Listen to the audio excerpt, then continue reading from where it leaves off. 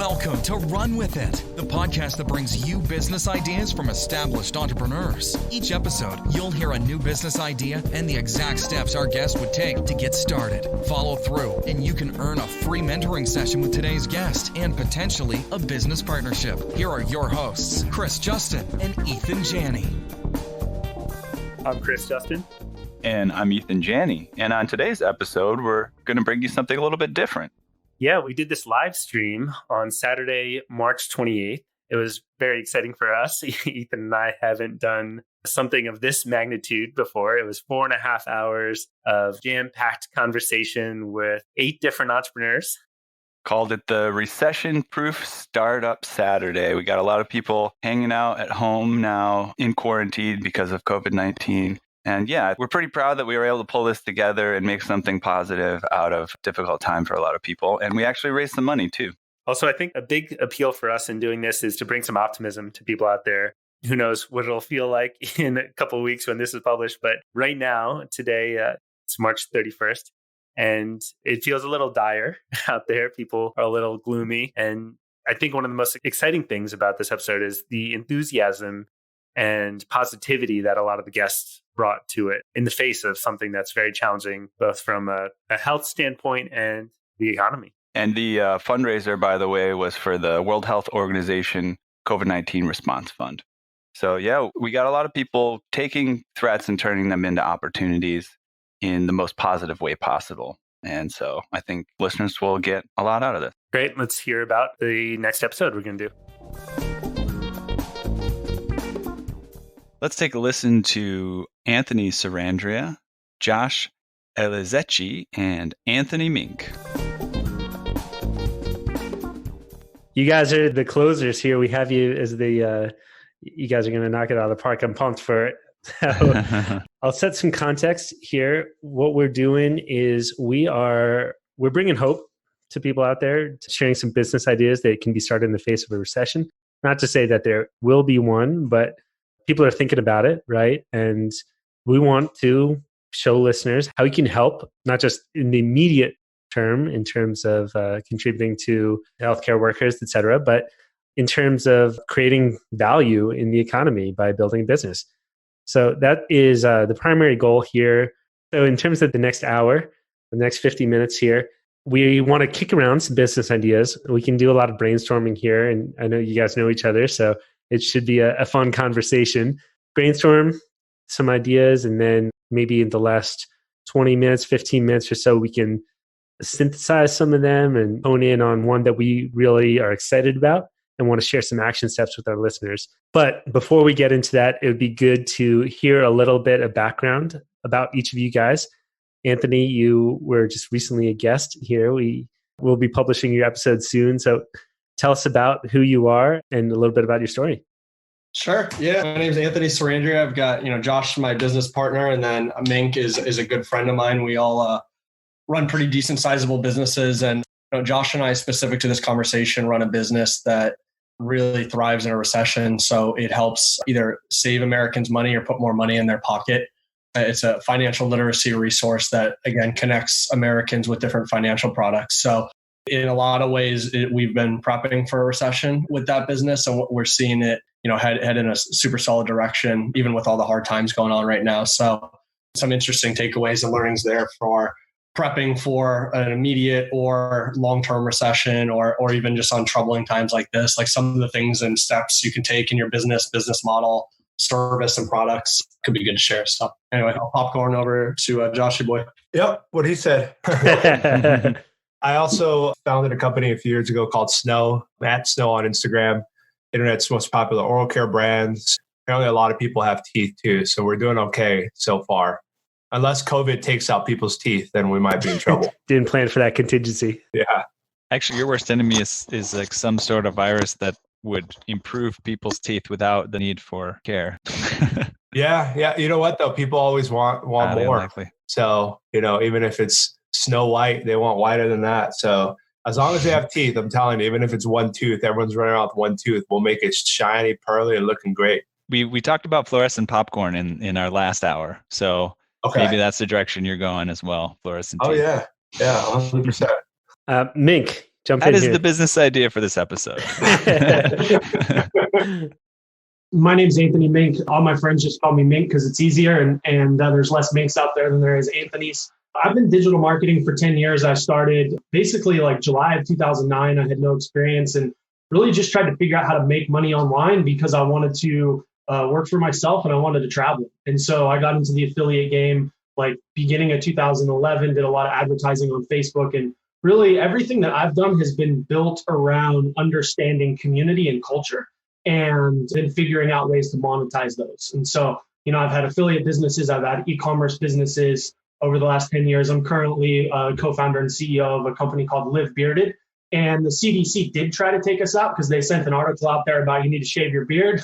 So that's been funny. We've had a lot of customers sending us messages about that. But, we sell men's grooming products, apparel, and accessories. And over the last 4.5 years, we've been able to build a really cool lifestyle brand built around the idea of community and brotherhood and dudes that have beards of all lengths and sizes and just really being there to support and uplift each other as we go through life. I know you guys are all good guys. You're humble a little bit here, but I want to brag out there about collectively. Can you give us a ballpark collectively businesses annual revenue would be? And if you're not comfortable sharing, that's okay. But our listeners should listen to you guys. Inspire them, Inspire them to listen, I'll go first because I'm definitely the smallest out of the trio here. I mean, being in the beard grooming space is a little bit more niche than teeth care and financial. We're approaching the 8-figure mark and should be there by the end of this year or middle to next year. Awesome. Congrats. And then Josh and Boy and ours portfolio companies do north of 60 million a year between all the different brands and companies we work with and own. Awesome. Yeah. So if that's not enough reason to listen to these guys, I don't know what else you guys need in addition to them being just great guys. So let's jump into it. And Josh's private Snapchat brings in, I think, like a couple $100 a month. Oh God. my OnlyFans account is all of our profit. About 50 of that 60 million this year will come from my Snapchat. So Nice. that's why I wore white. I'm giving you a little preview. Oh man. We're getting slowly more R-rated as the day goes on. Let's kick things off here. What are we can just popcorn around some thoughts, some business ideas. It doesn't have to be fully fleshed out, but just what are you guys thinking about in terms of opportunities out there in the world situation that we're in? It's funny. I was listening to Bill Gates yesterday, actually talking about how the first step is testing, and we're not putting enough emphasis on testing to know true numbers, to really know truly who to deal with and work with. And in some areas, there's people just for peace of mind going to get tested, and then other areas where people really actually have symptoms and need to get tested that aren't able to do it. So I had this. I was just thinking through, like, even if obviously it's not a testing kit for COVID, but people are really on edge right now around their health and thinking about, how can I check in on, my vitals, what things are going on. So I imagine like an Everlywell is doing really well right now, where people have been checking different allergies and stuff they have. So I just wanted to kick it off with something around, giving people peace of mind around their health in some way, even if it's not, you don't have a $1 billion lab that is able to detect COVID, but even it's how to, plaque on your teeth, or, that can lead to heart disease, things like that. I think there's a heightened kind of demand and fear around that today. For me, I think before I even would start to think about what product I would want to get into, what marketplace I'd want to enter, I'd start to think about the behavior patterns of people during a recession. And if it's a recession that's geared around an event like this, right? I really think that COVID's a black swan event. Like, I think we could all agree that the economy's been booming for a long time, and smart money knows that like there was some type of break that was going to happen eventually, but you could have never predicted this. And I think one of the best skills in business, I think, is the ability to anticipate. And so for us, we try to look at behavior patterns and how will this experience that we're having right now change people's behaviors? What types of things are they going to do? I literally just got back from the gym when Anthony asked me if I wanted to jump on, or not the gym, the park, because all the gyms are closed. And I'm at the park, and everyone's got their exercise bands, they've got their kettlebells, they're doing their exercises at the gym, or at the park, because gyms are closed. And so that's a really simple example of how you can bring awareness to behavior patterns due to events, due to recessions, due to contractions in the marketplace. And so I think the first step to coming up with any type of monetizable business is looking towards people's behaviors and saying, how can I put myself or position myself in front of a behavior change that's coming? And like, it was just clear as day to me today, like the work out at home niche is probably exploding right now because of the contraction in the marketplace. Financially, right? There's all these people that are being laid off, all these challenges in the marketplace professionally, but also just because you can't go to the gym, they're closed. So for me, I start to identify behavior patterns and changes in behavior and try to figure out how I can position myself in front of that. And Live Bearded was really born from that. A good buddy of mine, we're talking about how do we create men's grooming products? How do we appeal to an audience of men? 2015 in that area, No Shave November was really taken off. We saw this behavior pattern changing and we jumped in front of it. And now we've been able to build, like I said, almost an 8-figure business by positioning ourselves in front of a behavior pattern. So that's where I would start before I even think about what product can I merchandise, can I monetize, what behaviors do you want to take part in and or position yourself in front of? Yeah, I'm really interested to hear more of your perspective, Mink, because that's definitely, first of all, I don't think everybody has that perception of what is the next behavior pattern. I think there's certain entrepreneurs, especially, that have an eye for that. I remember hearing someone, I forget who it was, he was in high school and, he would just watch and he would see what's the next trend that everybody's getting excited about. And then he would just find a way to build a business, around that trend that's going on. So it's a great skill. It'd be great to hear a little bit more about like how your mind works, that you find perception around that kind of thing. Yeah, I think, honestly, I'm relatively terrible at predicting trends. I think there's people out there that are way better than that than I am. But I had a really beautiful experience early on as an entrepreneur. I was really kind of in my first couple years of making money online. And I had a mentor who was a product developer and or a product inventor. And he would come up with products and then he would sell them on QVC and HSN and home shopping networks. And, had made hundreds of millions of dollars, was retired to Costa Rica. And I asked him, like, how did you come up with all of these products? Like, these ideas is like completely crazy shit like that you would see on TV that he would invent. And he's like, over time, I built an awareness to pay attention to things, to pay attention to behaviors, and then to see how I might be able to develop a product around a behavior that would enhance or simplify someone's life. And so I don't know that it's rocket science. I think it comes to just practicing awareness, bringing awareness to different interest levels. Like I'm interested in the gym, health and fitness, staying active, and so it's easy for me to connect dots in those areas. I think the best thing to do is start in areas of your life that you're interested in, that you have maybe a higher level of understanding than normally, and see how that industry is evolving and changing and look to people's behaviors. And ultimately, I think everyone here can agree, an entrepreneur is a value generating role, right? We all get paid because we generate value in someone else's life and they're exchanging monetary value for whatever value we're giving them in return. So I think it really just comes down to bringing awareness around behaviors. I don't think it's rocket science. And then looking for opportunities to add value through some type of information or product. I want to jump in here with a clarifying question. And I want to get to Josh too and his take on this. But when I think about looking out in the world at how you can add value, I can see myself sometimes shifting into what's wrong with the world mentality, right? That's like a question that you can ask yourself in order to figure out where the opportunities are. And I don't think that's really a healthy way of living every day. So is there a tweak that you can make on that question such that you're finding these opportunities without being negative all the time? What can I improve? I think that's a little bit more of a powerful question. I think questions are, super important, and you can create and ask presumptive questions. You can presuppose an answer by the question that you ask. So if you ask what's wrong with the world, you're presupposing that there's a ton of shit that's wrong with the world. Or you can ask like, what can I improve in XYZ or in said industry or, space? And you're presupposing that you have the capacity to improve something. So I think it's really just a languaging pattern and changing the language around to presuppose a positive outcome versus a negative outcome. Awesome. So getting into more business ideas, like specifics, is there, we heard a little bit from Anthony on kind of just some getting into a little bit more specifics, but Josh or Mink, is there any idea that's on the tip of your tongue, or that you think like getting more concrete into it that you think we should head towards? The good thing about what's happening is that, this happens in cycles. So, if you're running a digital business, which means that you don't have to have a digital product, but if you are able to advertise on Facebook and Instagram, there's a huge discount going on right now because so many advertisers have pulled out of the auction. You should be crushing it right now. So it took us with Snow, it took us a little while. It took us, probably 10, 11 days of testing different messaging out, figuring out what kind of sale we want to run. So we're running a 25% off sale site-wide.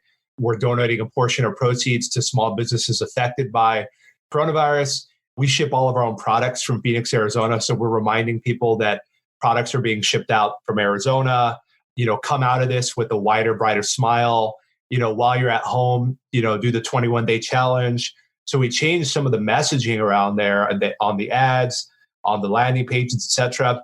And it's proven to be very, very lucrative for us. And so there's a balance right now that if you're currently running a business, whether it's a service-based business, a product-based business, whatever it is, you want to be sensitive to what's going on. So you want to call out, hey guys, due to COVID, we're trying to keep up with demand, something along those lines. It can be an announcement on your homepage, on your landing page, whatever it might be. It could be in your emails if you're in the service-based business.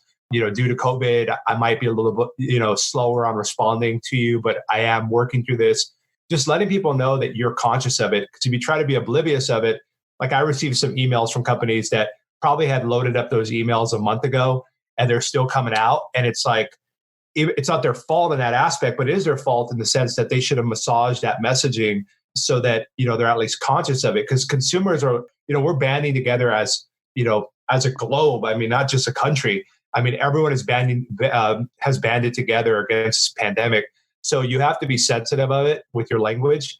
But, you also don't want to, there's two sides of it. There's be oblivious to what's going on and pretend like if you don't shine any light to it, that your customers won't, pay attention to it.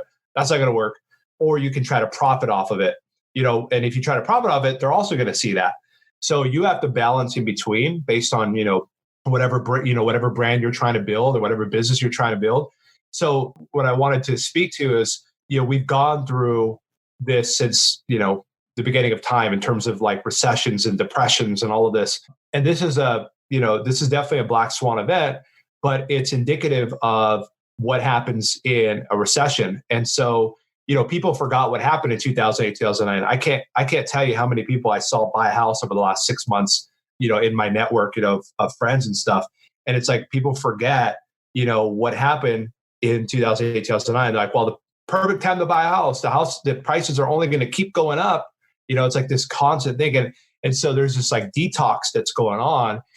It's unfortunate that it's a pandemic, but it's certainly causing people to think twice about what they're buying. And so when you think about something like, Snow, we're a premium oral care line, it's like, people are thinking twice about it. Yeah, they're thinking about toothpaste and things like that, but we've kind of shifted our messaging and we're having some of our best days, of the year in both businesses because we've massaged that messaging and we now don't have to compete. It's literally 30 to 50% off right now. Facebook ads, Google ads, Instagram ads. So we are trying to push for multiple millions, in April as take advantage of the marketplace just being, absent of a lot of business owners who are pulling back.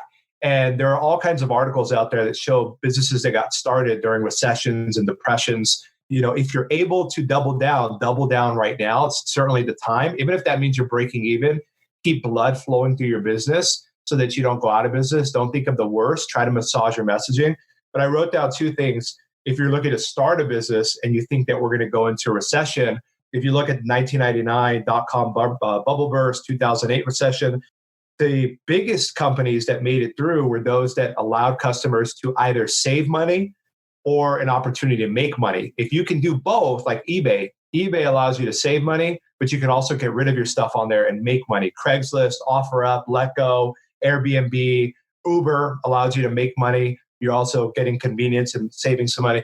Those type of businesses are important. Now, you don't have to go out and try to create a multi-billion-dollar two-sided marketplace, but you should certainly think through how you message around that. So if it's funny on that, Ming, just to piggyback off that too. We're talking about new businesses and business and ideas, but you take teeth whitening again. A few weeks ago it was like, oh, I want to, it's aspirational, exciting. Now it's what can I improve? Okay, so what happens in a recession? Maybe there's job loss, maybe there's more divorce. So now it's maybe educating around, looks play a 25% role in getting a raise, things like that, where now it's what can I improve? I can improve the monetary situation through somebody looking better, through their smile. So those type of messaging shifts are almost in a way like an innovation on service or product as well too. It's just framing, again, to Ming's point, framing based on the current times that are happening. We already saw it. I mean, the first 10 days, we weren't doing a lot. So like we weren't messing with the messaging too much. We were a little bit trying to figure it out,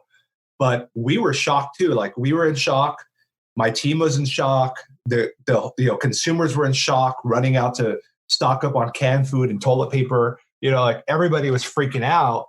And we were like kind of just deer in the headlights. Like what's going on? Like, do we pull back advertising? Like that's the first thing that comes to mind is, oh my gosh, our conversion rate cut in half, more than half, like 60%. Same people coming to the store, same amount, but cut in half of people buying. So we're like, oh my gosh, like what's going to happen? And, is this kind of indicative of what would happen in a recession? So, it's 60% cut. So I was getting close to saying, let's just cut our advertising back. Let's focus on our email list, our SMS list, some of our resellers, like, let's just kind of see when this blows over. But, that's not who I am, and, at my core. So I said, no, we got to push this. So that's when we started pushing harder on the messaging, thinking through our product and say, okay, why would someone want to buy this while they're sitting at home? And they made, 3.3 million Americans going without a job. Like, how can I frame it? And now I feel confident coming out of this in terms of, at least from a messaging standpoint, that I could turn around any business right now, unless you're like truly, if you're selling like $3,000 fur coats, it might be a little bit difficult, but there's a way to turn it. I mean, just about any business that you're in, anything you're selling right now, people are lacking certainty. So give them certainty with subscriptions, 1-year supplies, 6-month supplies. You got to give them a little something. We're giving them 25% off their entire order, free shipping, and we're donating from the order. Like, you got to think through it. Give some free gifts, give them that extra reason to do it. And if you're selling something that's kind of like a premium product like we are, there's a phenomenon that I suggest everybody look up called the lipstick effect. And in 2008, at the heart of the recession, L'Oreal had a 6 or 7% increase in sales. That's a lot for a large company like that, because during times of uncertainty, this study was particularly on women, will spend more on lipstick, more on their appearance. Lipstick was what they studied in this specific article, to attract a mate with better resources. It's instinctual. This has been happening forever. So I think if you stick to the principles, if your business could not have succeeded prior to this, it's going to be hard to succeed during this and after this. So this is like a good detox time period for business owners. I'm a little bit of a Darwinist, where it's like survival of the fittest in that aspect, but there's no reason why you should not be thriving during this time, unless you're a restaurant, a gym, like, things like that. And you're going to have to really evolve on a day-to-day basis. But this is a great opportunity for good businesses to become great businesses. I want to pause you right there, because there's a lot that you included, and we need to unpack that a little bit. Got a couple questions to follow up here. I think it's extremely insightful what you guys did with the testing and changing the messaging, because most businesses are not doing that, and they are seeing business fall off, and that's part of the reason that they're not advertising as much. How much do you think your business would have suffered had you just kept the same messaging you were using? I'll go ahead and answer your question in terms of like what the dip was. I mean, right out of the gate, I would say we saw at least a 50 to 60% drop immediately. As soon as like the press started to hit, as soon as like the height of the panic hit, we saw a huge decline. And I think it was because everybody was knocked on their ass, right? Like, nobody knew what was going to happen. It was very uncertain. We've never really experienced anything like this before. we haven't changed our messaging too much. And that's probably why we haven't seen the recovery as much as we have. We've been a little bit more reactive than I'd like to admit. And we're trying to learn how to message and market through this as well. But to Josh's point, I mean, huge reduction in advertising costs. And I ran the math actually yesterday, just looking at it, because we start to see our sales come back, and now we're maybe 10 to 15% down. So we've made up a lot of ground from where we were trending. And that's really just because we went to what our strengths are. For me, I'm a fundamentals guy. I'm probably not the going to be the one that comes up with the next $1 million idea, but our company is really built on the foundation of culture and serving our customers and really understanding what their needs are and finding ways to just support them through these times. And so we increased our email marketing actually. And we went out and we said, okay, what lifestyle content can we create? And so I've got a team of really great dudes, and one guy loves to barbecue as an example.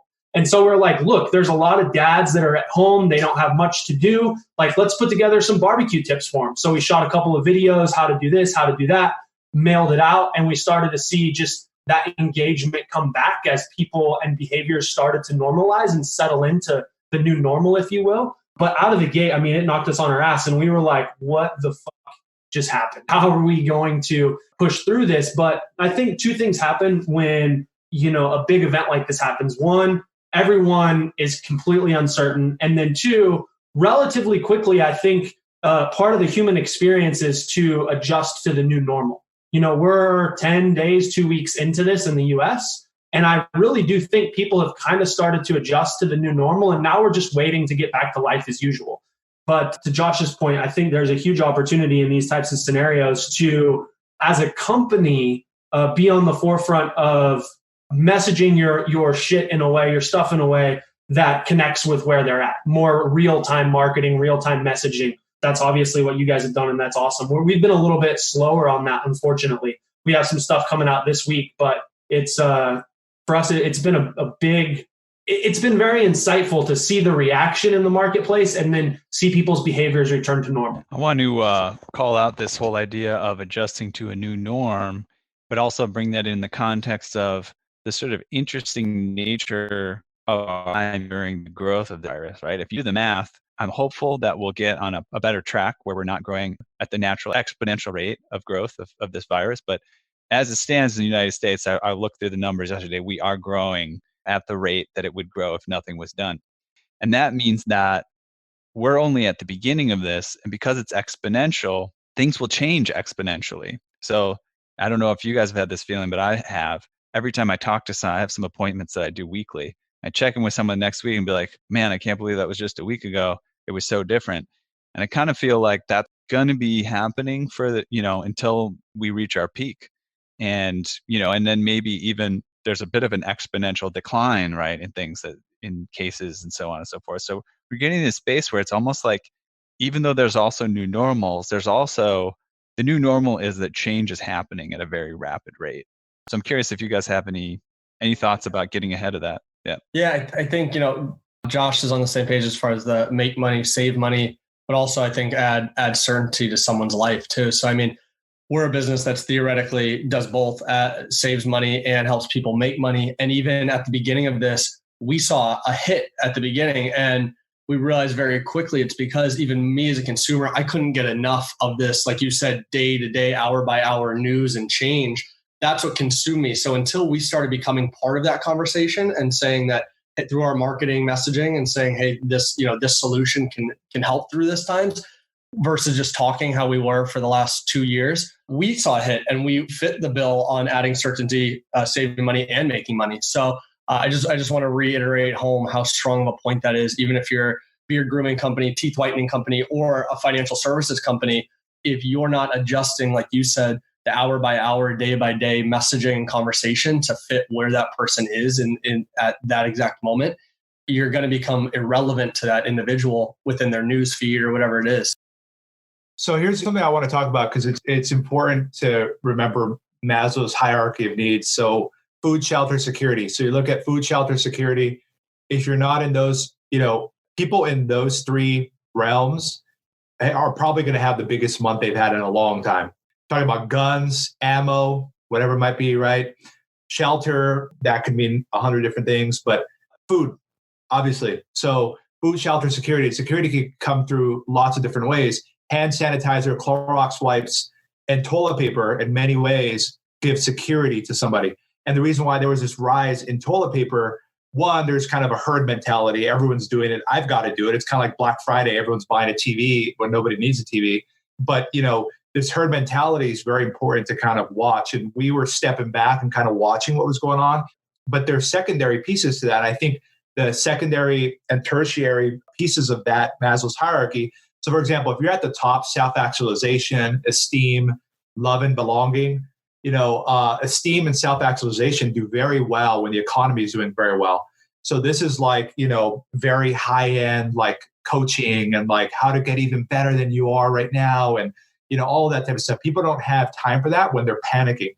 They're like food, shelter, security. I got to take care of me and my own. That's it. Now, if you think about zooming out, mental health, immunity, and electronic learning. So learning online. So people are now feeling uncertain in their job. Maybe they were displaced in their job. Maybe they were let go, whatever it might be. Now is an opportunity where they're saying, you know what, I kind of don't want to go back to what I was doing. You know what, like the fact that wasn't secure for me, I want something more secure because food, shelter, security. So anytime someone's bottom tiers of their pyramid are disrupted, it causes them to think differently about their status quo. And so people are willing to make a change. They're willing to learn something new. So if you're in, if there's an opportunity for you to create a course where you're teaching something that's really valuable, people are going to be learning programming. They're going to be learning all kinds of stuff, right? I think like trade schools, things like that are going to boom for sure, over the next few years, regardless. Immunity, whether we get, if we get out through this, Black Swan event 3 months from now, there's going to be a scar on the global population around immunity. And that's something that's going to play in the psyche of consumers for several years to come. So if you have, supplements, whatever it might be, right? The brands like Airborne, Emergency, those type of things, Echinacea, vitamin C.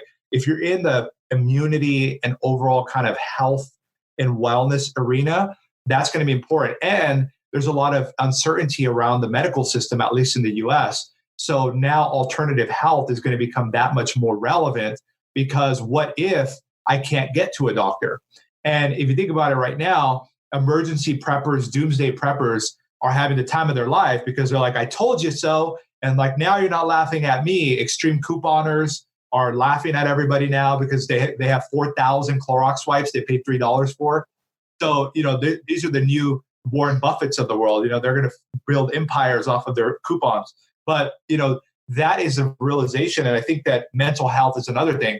You have people who are displaced from a job, 3.3 million people.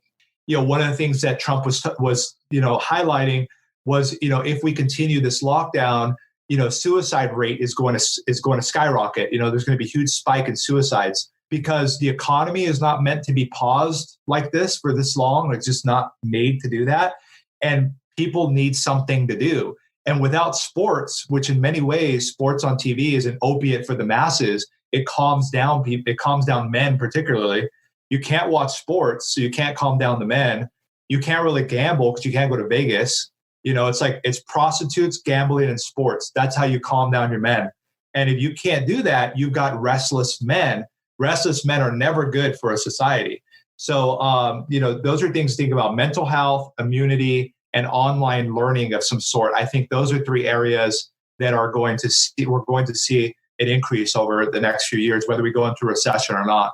Yeah, and I want to add to that I'm really excited to hear what you guys have to say about this because you all are playing offense at a time where a lot of other businesses are playing defense. And I think it'd be really valuable for our listeners to share business ideas that can be a little bit more aggressive or things that you can take advantage of the fact that a lot of people are tightening up and getting worried and fearful. And that means that there's opportunity for people out there who are going to step in and willing to be greedy when others are fearful, as Warren Buffett says. Yeah, and I thought of that phrase too earlier, and it's a very insightful phrase that Warren Buffett has, and just to kind of like put it in a softer tone, because I think a lot of people are having serious issues that they're dealing with, friends and family and so forth. It's not just the greedy term that Warren Buffett uses is kind of just to make it easy to remember. And I think it's more about the fact that, to see opportunities when other people are fearful, and to notice that they're not looking, because they're distracted. And I think that that's an interesting place to go. Touching on the quote by Buffett, the greedy quote, I think you could exchange those words for offense and defense. Like, play defense when everybody is focusing on playing offense, and play offense when everybody's focusing on playing defense. I think those words are interchangeable. And I'll be honest with you guys, like right out of the gate, I went straight defensive. I'm like, okay, what can we cut? What can we shore up? Where can we get focused and lean? Because the truth of the matter is, as a business owner, when things are going really well, you get a little fat, you get a little bloated, you allow things to kind of pile up from a resource standpoint that maybe aren't essential. And so our playbook right now to get through this, and I think a very solid playbook in my biased opinion in any recession, is focus on defense first, because the longevity of the company is most important, the life of the company. And for us, the way that we did that was asking ourselves this question: is this expense generating revenue or keeping a customer? And if it's not, then we cut it. So we cut a couple of contractors that were nice to haves. We cut some softwares that were nice to have. And we just looked at ways that we could tighten up our budget so that we could get really lean and thin and play some financial defense through this in case this spawns out for an unexpected period of time.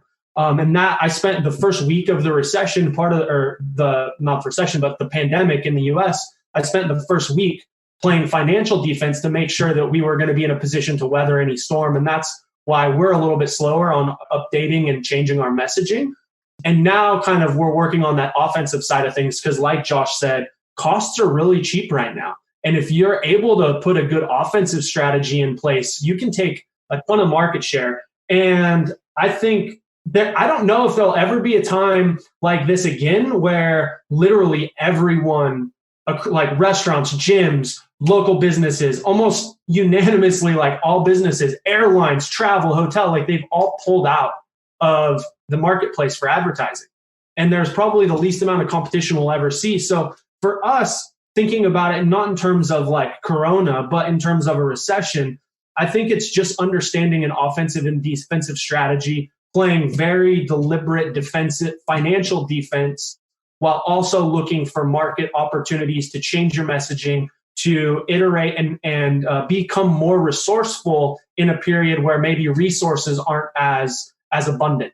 That's kind of what we have done. And really then now this week, like we do a lot of funny spoof videos and things like that. So we have over the last four days wrote and scripted and shot a couple of different sales videos and humor-based videos to try to bring light and to bring humor to the current time, that we're going to then attach a quarantine sale to and speak specifically to, like, look, we know you guys are at home, but when you wake up in the morning, taking care of yourself is the first step to looking good. When you look good, you feel good. And right now you really need to feel good so that you can bring a positive light and energy to your family, your friends, to bring that certainty to the community. So that's kind of a way that we're languaging things. But in terms of a recession, I think just being very clear on like the offense, defense, and what works for you, and then being resourceful to come up with new messaging that meets people where they are in the certain times and circumstances that are taking place.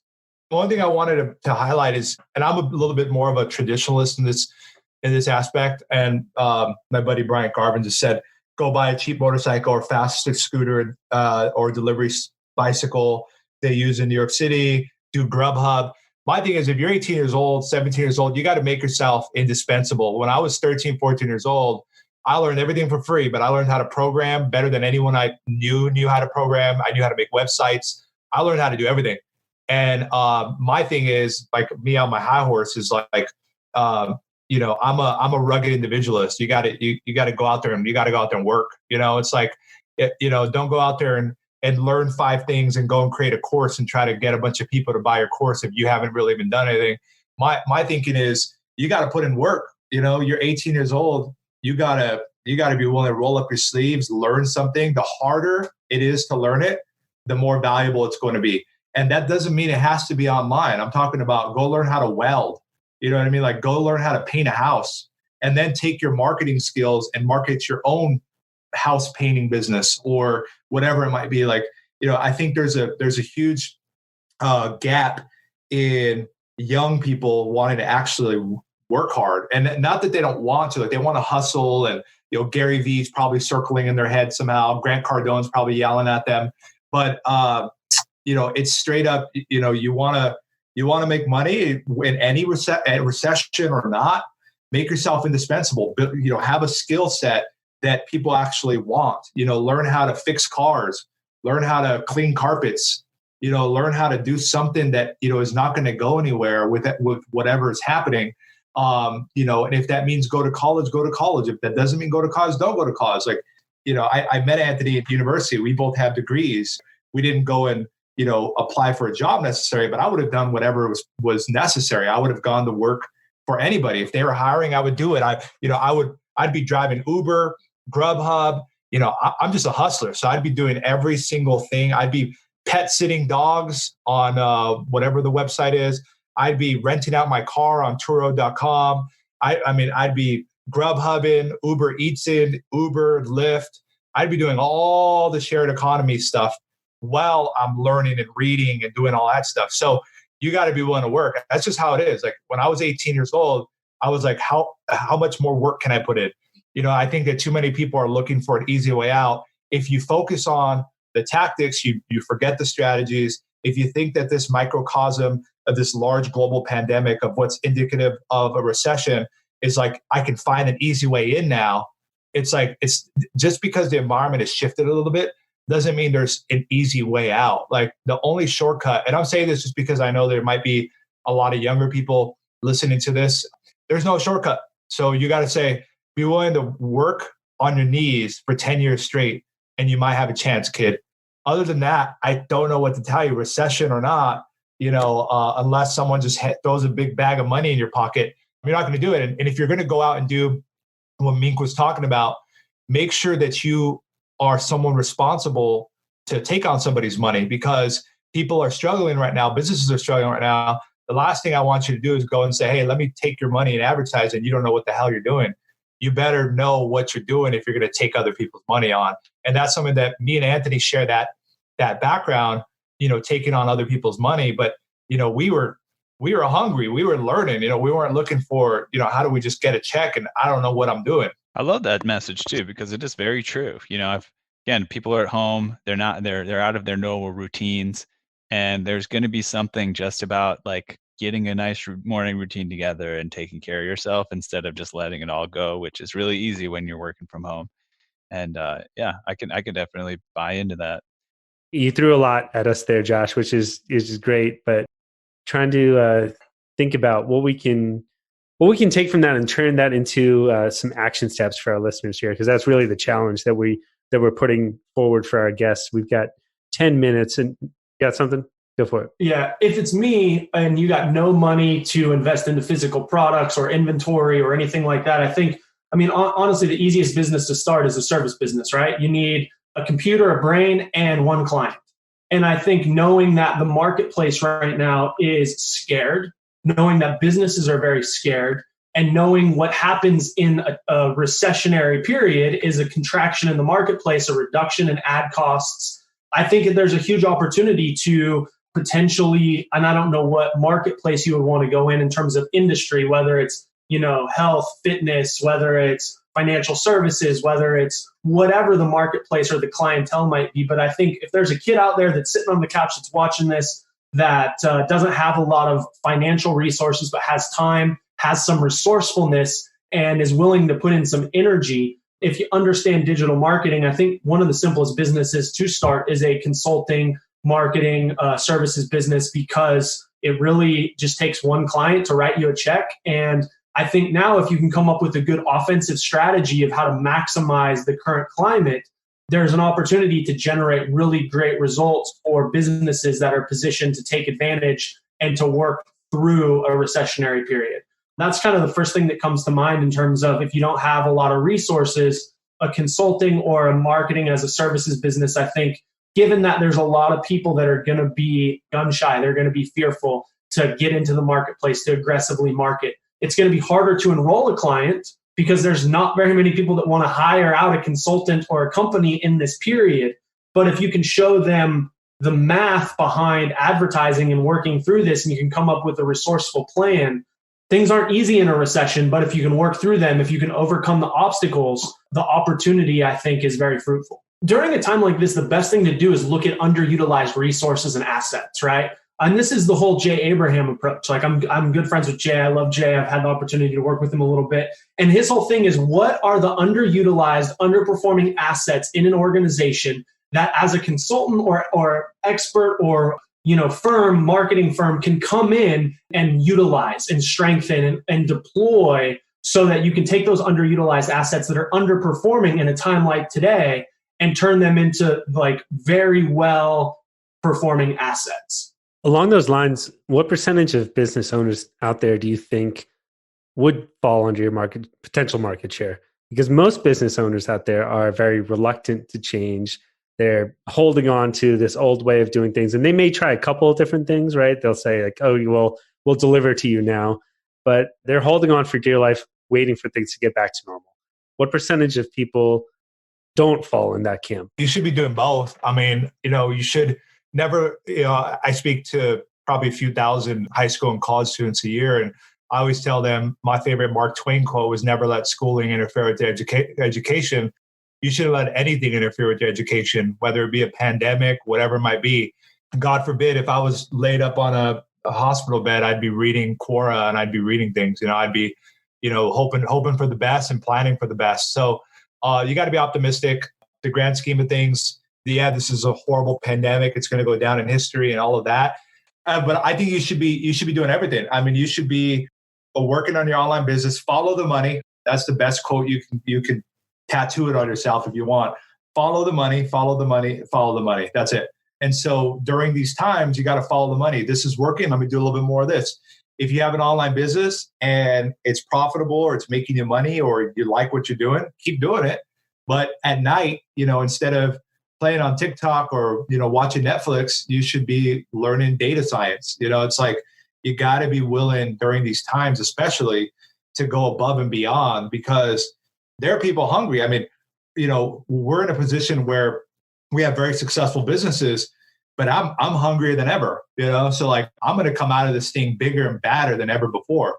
So, you got to be prepared for that, because it's exciting for me that I know my competitors are stepping off the gas. They're hanging out. I love that. Like you don't want to do that with me, because I've been doing this for too long and I'm just too hungry. So the more successful I've become, it's only allowed me to realize opportunities and strike on them much more quickly and much more aggressively. You want to read something crazy, you read The Art of War, and you talk about when your competitors are stumbling, you don't give them a hand, you break the other leg. You know what I'm saying? Like I'm a fundamentalist in that aspect. I'm a competitor in that aspect. So for me, it's like, this is an opportunity for me and my teams, me and my companies to triple down on what we're doing, which means if you're thinking, should I, go learn another skill and give up my online business, whatever it might be, if it's paying you, don't get rid of it, follow the money. But this is a good opportunity to say that might not be enough. That might not be big enough for you. That might not be something you want to do 5 years from now. Well, then you better be moonlighting and sleeping 4 hours a night right now and learning everything you can. And you better, if you have an Apple TV, get a sledgehammer and break it. If you have an iPhone, throw it out the window right now. Even if you're watching us, just throw it. Get rid of everything where you're consuming, even this. Get off of this call right now and go produce, because money is made in production, not consumption. How much did you get paid watching Netflix for 4 hours a day? How much did you get paid jerking off on Pornhub this morning? You didn't get paid for that shit. So if you're not getting paid, you shouldn't be doing it. And paid might mean in the sense that you're learning something, like learning a skill. So this is the opportunity to hunker down and focus on you, developing yourself, obviously taking care of you and your family and stuff, but really saying, how can I level up so that I become that much stronger? No matter what happens, I'm going to have new skill sets. I can go out and get a different job. I can get a higher paying job. I can build a bigger business. I can learn from what other people are doing. Like, this is the time to do that. Harvard case studies are at $9. So I don't want to hear anyone complain why they can't learn something, because you go to hbr.org, download a case study you're interested in for $9. You don't have to pay $500,000 for your MBA. You can go get it for $9. So this is the time to be learning, be moving. Like, I'm not sitting on my ass. I'm sitting on the edge of my seat, watching every single day we're evolving. Every hour, me and Anthony are texting saying, oh, look at this. Oh, look at what these guys are doing. Oh, wow, let's try this. Oh, wait, let's try this. Like, we're not sitting back and saying, all right, let's hope this all blows over soon. Let's, fingers crossed. Like, no, we are hunting.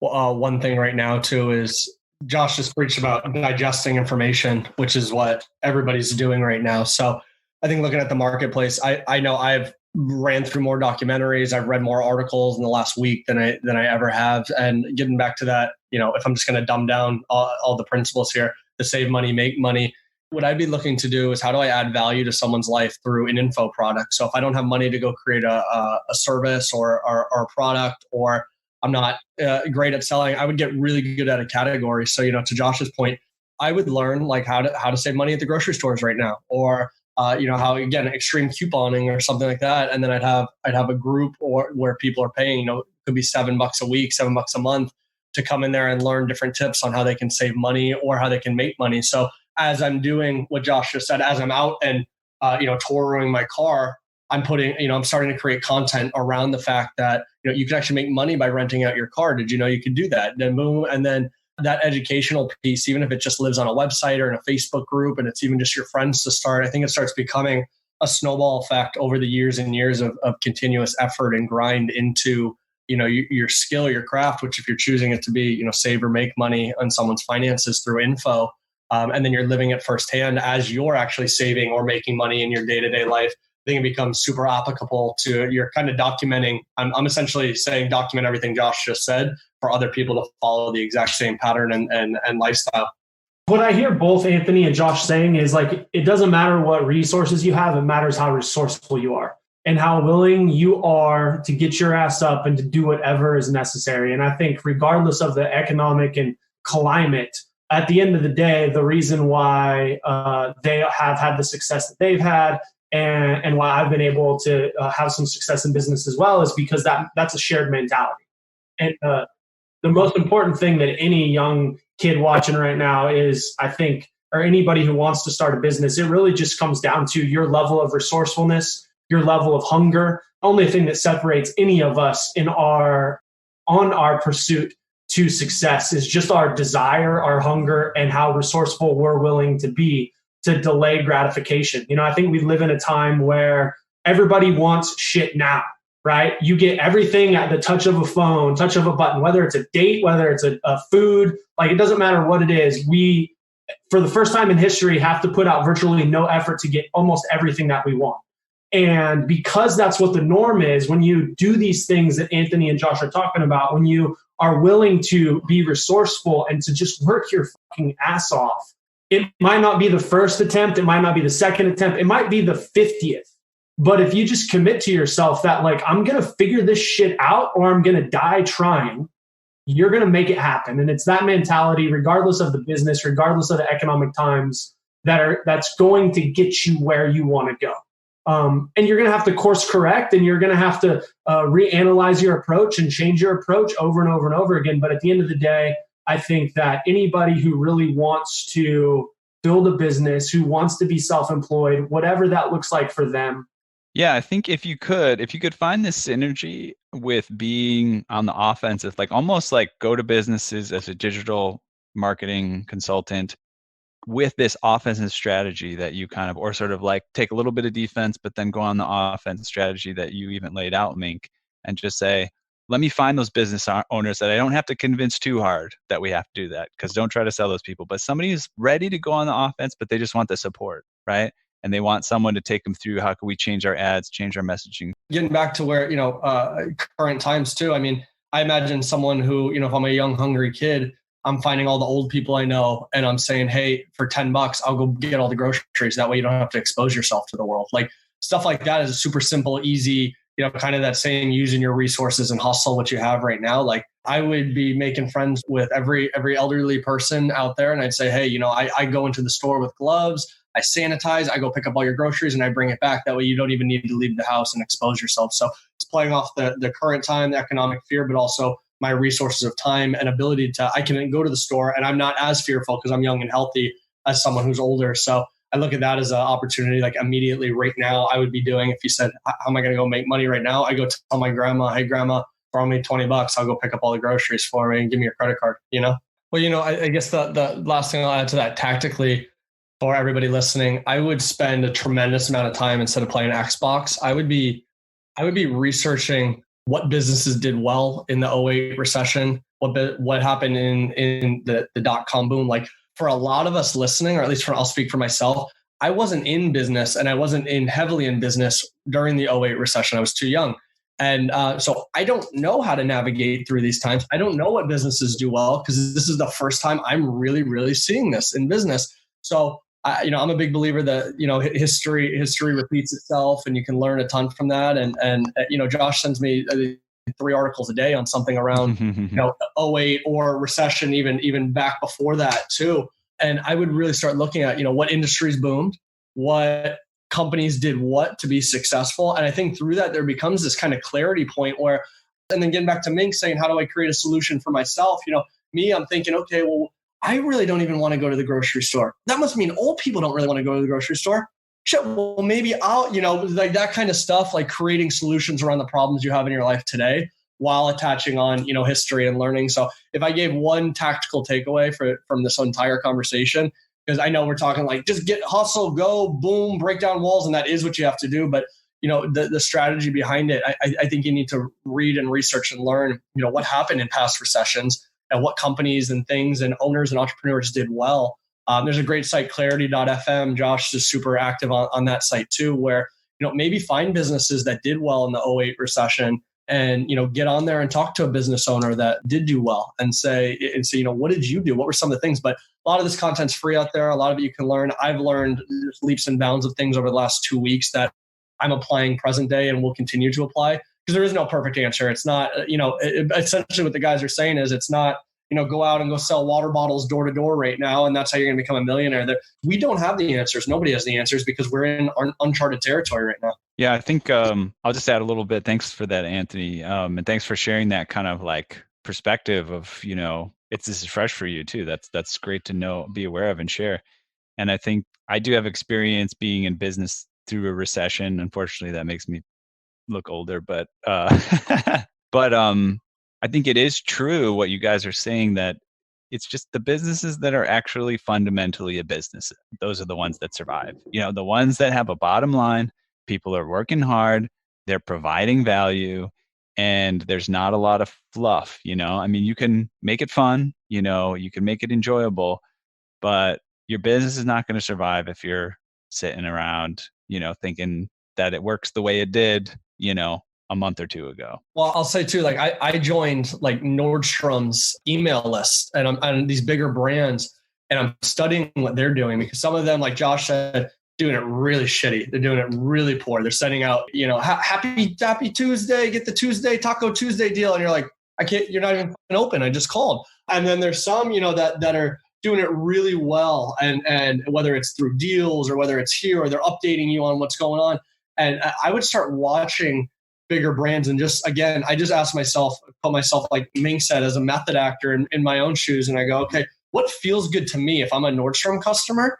And it's like, oh, that felt kind of good that they discounted it for like 6 hours. And that I actually bought something like, oh, maybe I'll apply that to my, toothpick company or, whatever it is type of thing. So I think again, too, I just studying bigger companies, some of them are going to do it really well. Some of them are going to do it really poorly because they have more resources than any of us do. And how can we apply that to, even if you're just sitting in your dorm room and saying, what the heck should I do? There's applicable things learning from bigger, better past people as well, too, outside of what's just going on today. And then I just saw one of the comments, and Josh, this is probably centered towards your thing. It basically said, what do you think about focusing on developing a totally different skill set and putting online businesses on pause? Or do you think I should do both or just focus on my online business and execute? And I guess some of the examples there were data science or something they're passionate about there. But curious your take on that.